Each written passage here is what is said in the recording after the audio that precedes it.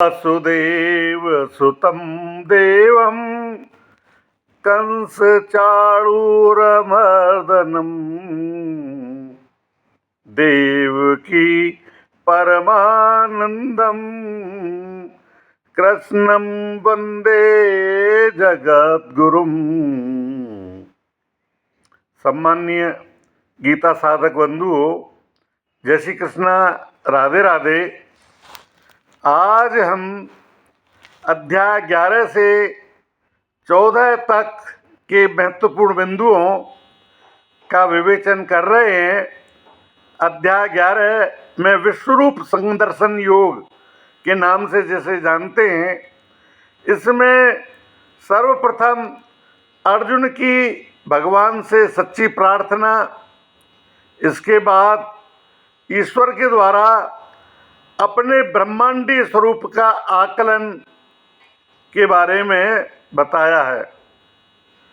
तत्पश्चात संजय द्वारा विश्वरूप का वर्णन धृतराष्ट्र के लिए किया गया है।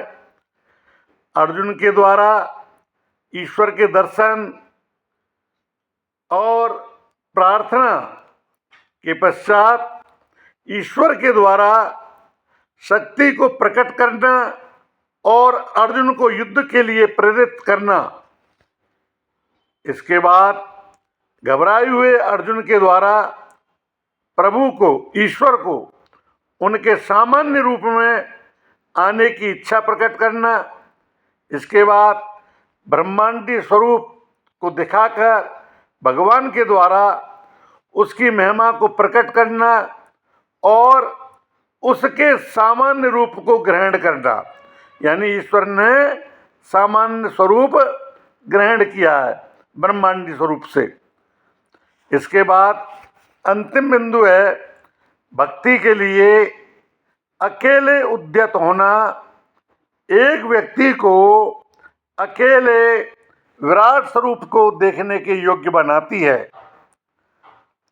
अनन्य भक्ति की श्रेष्ठता और उत्कृष्टता की चर्चा के साथ ही अध्याय 11 समाप्त होता है। अध्याय 12 में भक्ति योग का पहला बिंदु स्वरूप सहित और स्वरूप रहित ईश्वर के बारे में विचार, इसके बाद भक्ति योग की श्रेष्ठता, तत्पश्चात विभिन्न आध्यात्मिक क्रियाएं यानी साधनाएं, और अंत में भक्ति के विशेष लक्षण, भक्त के विशेष लक्षण यानी गुण। इनके साथ ही 12वां अध्याय पूर्ण होता है। फिर 13वां अध्याय, जिसको क्षेत्रज विभाग योग के नाम से जानते हैं, जिसका पहला महत्वपूर्ण बिंदु है क्षेत्र और क्षेत्रज की प्रकृति और वृत्तांत।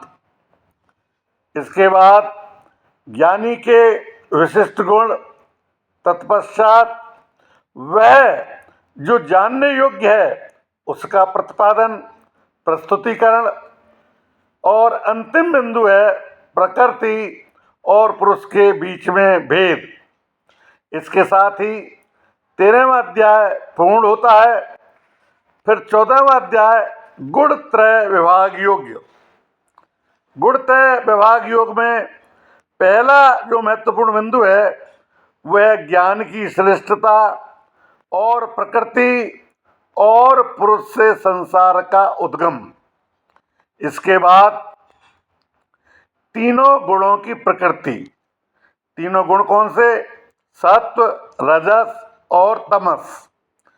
इसके बाद तीनों गुणों का प्रभाव। तत्पश्चात परमात्मा को प्राप्त करने का मार्ग। इसके बाद जीव मुक्त के विशेष लक्षण, गुण जो 3 गुणों से ऊंचे उठ जाते हैं, और यही अंतिम जो बिंदु है, इसके साथ ही 14वां अध्याय पूर्ण होता है। अब आज 14वें अध्याय तक इसके जो महत्वपूर्ण बिंदु हैं इनको लेते हुए आज अपन विराम देते हैं। कल शेष जो अध्याय रह जाते हैं 15वां, 16वां, 17वां और 18वां, इन चारों अध्यायों के महत्वपूर्ण बिंदुओं पर चर्चा करेंगे। जय श्री राम, राधे राधे, जय श्री कृष्णा।